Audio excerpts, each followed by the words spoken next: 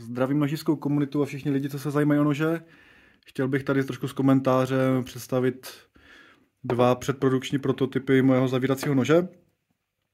Tenhle nůž jsem bastlil poslední 2 roky. Na některých forech jsem se už o něm zmiňoval, dával jsem možná fotky. Je to nůž, který jsem začal dělat během covidu, když mi zbyla doma tiskárna, 3D tiskárna. Řekl jsem si, že se zkusím naučit modelovat ve 3D v CADu. A tak samozřejmě jako člověk, který se zajímal nože, jsem to začal dělat v nožu. Pak jsem zjistil, že to je docela fajn nástroj, takže jsem si řekl, že zkusím nějaký vlastní nůž vysloveně vyrobit, navrhnout a dostat do produkce. A tady toto je výsledek. Samozřejmě to jsou předprodukční prototypy, takže rovnou chci poznamenat. Je tam spousta nedostatků, vidím to na tom, ta povrchová úprava, zejména u čepelí, není úplně ideální.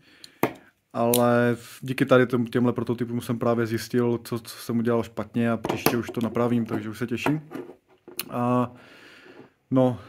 Teď abych pokračoval s příběhem nože. Takže 2 roky jsem si hrál s nějakými různými návrhy a zkoušel jsem klasické pojistky typu framelocku,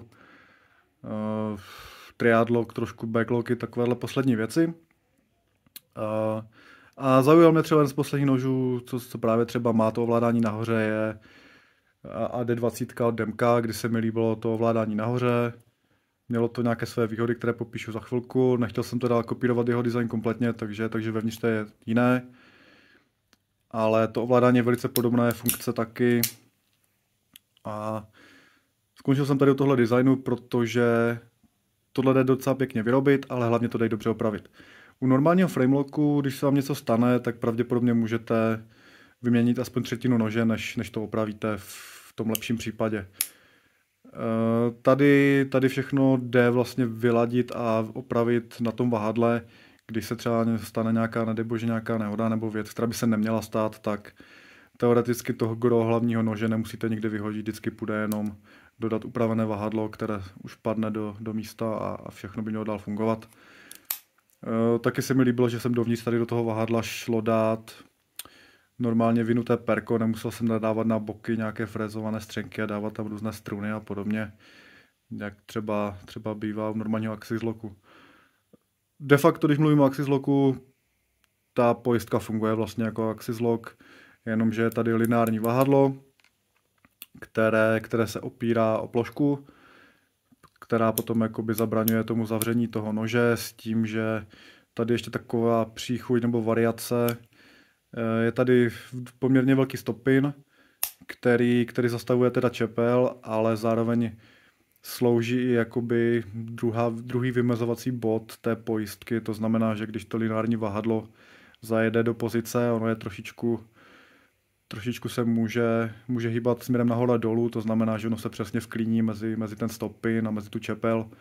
Takže na rozdíl od normálního axis locku dojde k přenášení síly nejenom do pojistky, do vahadla, ale přenášení na velký stopin, takže by se opravdu nemělo jen tak stát, že by došlo k selhání pojistky. To je trošičku něco co ten zámek vylepšuje. Takže co dál? Nůž v tuhle chvíli předprodukční prototyp váží nějaký 151 gramů, tenhle malinko míň, protože je bez klipu. Produkční verze bude určitě lehčí. Taky se dívám po titanových střenkách, uvidíme, jak se mi povede práce s titanem. Takže určitě se chci dostat pod 150 gramů za poměrně velký nůž. Nůž je spíš větší čepelí, ale snaží se maximálně využít délku střenek k délce řezné čepele, takže můžete vidět, že opravdu vezmeme stolik, je to nějakých, kolik to bude, 80% celkové délky nože, což třeba u některých jiných nožů úplně nebývá zvykem. Chtěl jsem to maximalizovat, když už teda někdo u sebe tahá nůž, ať má co použít.